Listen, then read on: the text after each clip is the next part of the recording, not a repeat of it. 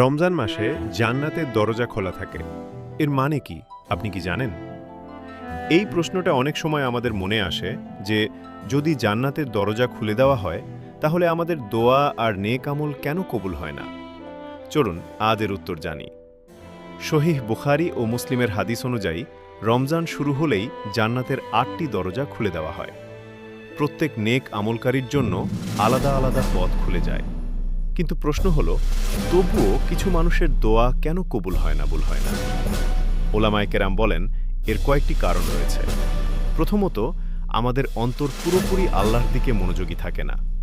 আমরা শরীরের রোজা রাখি, কিন্তু হৃদয়ের রোজা রাখি না। দ্বিতীয়ত, গুনাহের প্রভাব আমাদের অন্তরে জমে থাকে। তৃতীয়ত, আমরা দোয়া করি, কিন্তু সেই অনুযায়ী আমল করি না। রমজানের আসল উদ্দেশ্য হল আল্লাহ আমাদের নেক আমলের সুযোগ দেন, যাতে আমরা আমাদের অন্তরকে পবিত্র করতে পারি এবং জান্নাতে প্রবেশের যোগ্য হতে পারি। জান্নাতের দরজাগুলো তো খোলা রয়েছে, কিন্তু সেখানে প্রবেশ করা নির্ভর করে আপনার আমলের উপর। আপনি কি প্রস্তুত?